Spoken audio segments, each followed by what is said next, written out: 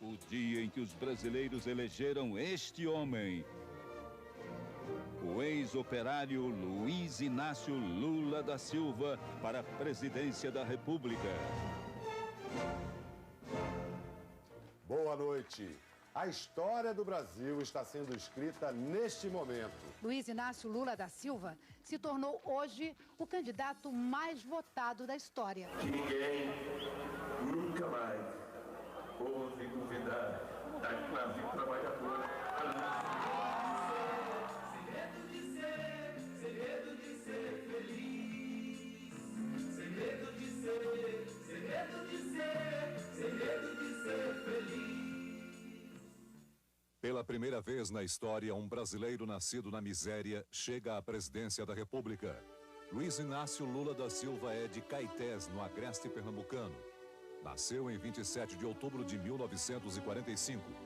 Os pais eram lavradores. Aos 7 anos, enfrentou uma viagem de 13 dias num pau de arara até São Paulo. A gente vinha com uma vontade enorme de chegar em São Paulo, porque a gente ouvia os grandes falarem que São Paulo era bom, que São Paulo as pessoas tinham chance, que São Paulo os mais velhos podiam trabalhar. Foi com essa expectativa que eu vim para São Paulo. Aos 15 anos, Lula pisou pela primeira vez numa indústria metalúrgica, uma fábrica de parafusos. Aprendeu a profissão de torneiro mecânico. Em 1975, foi eleito presidente do Sindicato dos Metalúrgicos de São Bernardo do Campo e Diadema. Foi reeleito em 78. Lula convocou greves gerais. Em 79, 170 mil metalúrgicos pararam. Um ano depois, foram mais de 300 mil. A greve não acabou.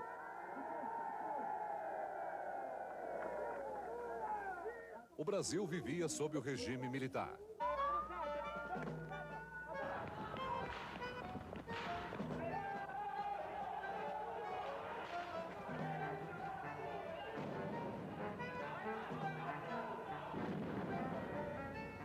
Greve que nós trabalhadores entendemos é o direito máximo da categoria, é o desejo espontâneo da categoria de parar as suas atividades quando as suas reivindicações não são atendidas pela classe empresarial. Em 10 de fevereiro de 1980, Lula funda o PT, Partido dos Trabalhadores, junto com intelectuais, sindicalistas, políticos e religiosos.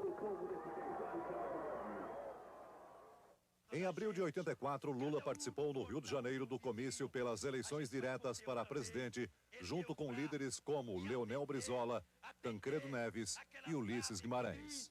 Liberdade, liberdade, abre as asas sobre nós e restabelece nesse país as eleições diretas para que o nosso povo possa ter o direito à sobrevivência.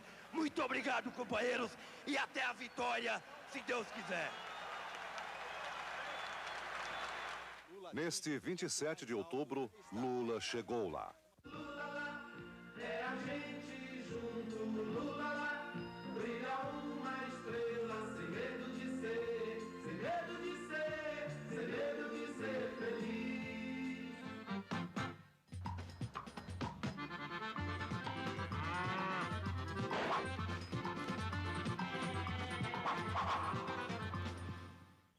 O senhor chegou a ser colega, amigo de Lula, brincava com ele? Nós era amigo de Lula, nós já estudava tudo junto.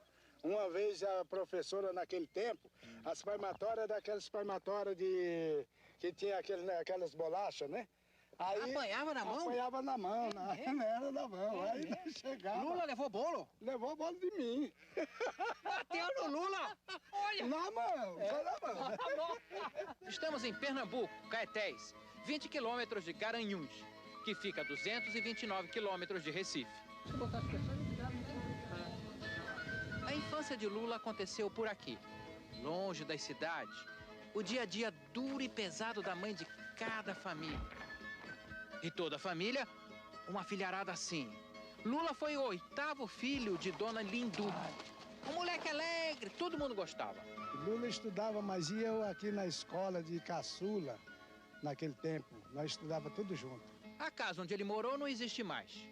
Casa da família do Lula era exatamente assim? Era. É baixinha aqui, hein? É, a casa de Lula era idêntica a essa aqui. A sala, né? Logo quando você entra, aqui à esquerda. Mas é só pra pessoa baixa, olha lá com a porta. As casas antigamente fazia tudo baixinho. O pessoal não queria gastar muito. Falta fazia dinheiro. baixinho. E era assim, com galho de árvore, assim? Tudo com galho de árvore. Na época não tinha madeira serrada aqui, não. Era madeira comum, você tirava ela na mata e já levava madeira roliça, como nós chamamos. Tá. Aqui é o corredorzinho, aqui é a entrada do outro quarto, o segundo quarto. Tudo escuridinho, não tem nem janela. Não tinha janela não, é assim. E aqui é a cozinha onde... Opa, cuidado com a cabeça. Aqui é a cozinha. E aqui é a cozinha onde o pessoal faz a refeição e se alimenta. Saindo de Pernambuco, descendo, São Paulo, Santos, que fica a 72 quilômetros da capital.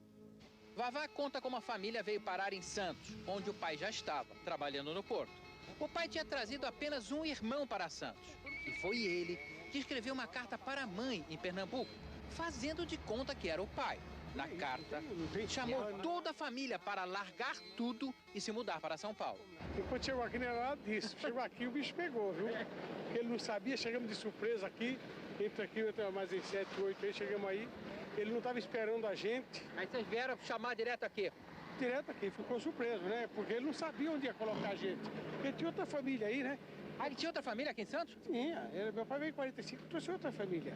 Sozinho, chegou aqui, ele arrumou outra mulher, trouxe do norte. E ele chegou e estava morando com ela. Tinha mais 2 filhos. Ele ficou sem ação, né, Maurício? Toda encrenca nossa com o pai, com a minha mãe, foi por causa do cachorro que nós esquecemos. Como cachorro? Cachorro lobo, que nós esquecemos nós. Ele queria que nós tivéssemos trazido o cachorro. O cachorro que estava lá em Pernambuco? Lá em Pernambuco. Era para ter trazido o cachorro, ele não incomodava. Ele queria que trouxesse o cachorro de qualquer jeito. E minha mãe não estava preocupado com o filho, não. Ele queria o cachorro. Eu queria o cachorro dele. E minha mãe pegou, vendeu as terras. Acreditando na carta? Acreditando na carta e veio embora. Foi sorte nossa também ela ter acreditado, né? Senão nós tínhamos... O Lula estava lá até hoje? Até hoje, se tivesse, né? Se a gente não tivesse... Se tivesse sobrevivido, né? Qual é o meio de vida que a gente tinha no norte? Nenhum. Não tinha nada. Em 1978, o Lula foi convidado para posar nu para a revista. Nu? Posar nu para a revista Playboy. Que isso? O Lula... Mas é uma revista com mulher pelada, pegaram o líder sindical? Então, não sei se era por causa de carência, né, de símbolo, mas o Lula estava se tornando um símbolo sexual. Mas e o Lula, quando recebeu o convite? Ah, o Lula concordou. Ele queria posar, topava posar pelado? Topava, eu acho que o único problema foi o cachê, né? E depois, consultando a Marisa também, a mulher do Lula, eu sei que ela não gostou muito da ideia, enfim, acabou não concretizando. Eu acho também que a revista tem um prejuízo muito grande, né? Estamos em São Paulo, na região do ABC, Santo André, São Bernardo, São Caetano, do ladinho da capital. O Bar da Rosa, grudado no Sindicato dos Metalúrgicos em São Bernardo. E aqui nesse bar foi a primeira reunião que nós tivemos para o Lula vir para o sindicato. Para trazer ele para o sindicato não foi fácil não, mas ele veio. Mas por que não foi fácil? Porque ele não gostava, ele não entendia muito. Ele falava isso para nós, ó gente, não vamos se meter em política. Ele falava isso, pô, você é tonto, você em vez de namorar, de passear, você vai ficar se meter em sindicato, cara, que isso? Não era ainda a área dele. A área dele era futebol e as meninas. E baile. Os dois amigos que foram vizinhos de Lula, companheiros de baile no clube em São Caetano. O primeiro casamento de Lula foi com a irmã deles, Maria de Lourdes. Aqui era a hora da choradeira. Como choradeira? Eu ratei para pagar a entrada. Ah, ninguém tinha. E era problema. O Lula desempregado.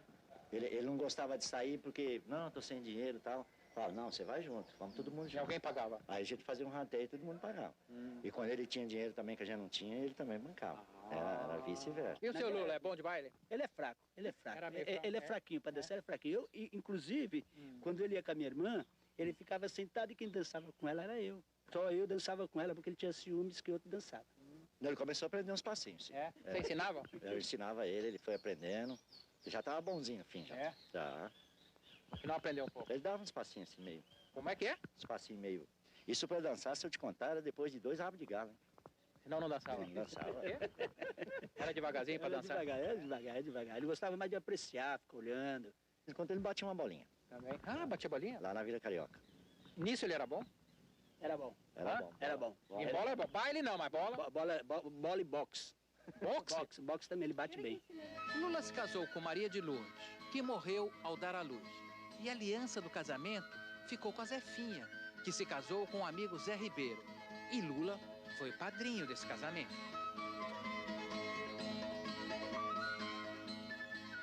Um dos grandes sonhos do Lula, ele sempre sonhou em ter um terno com colete, né? E o Lula comprou a prestação, um terno na cooperativa da Volkswagen, né? Um terno com colete. E o Lula saiu do sindicato todo alinhado, todo bonito. Né? Quando ele saiu de lá de terno, o pessoal deve ter estranhado, não? O pessoal estranhou sim, né? Mas o Lula de terno, com colete principalmente, né? Que o Tchan era o terno com colete, né? Ele sabia da nota de gravata, tudo?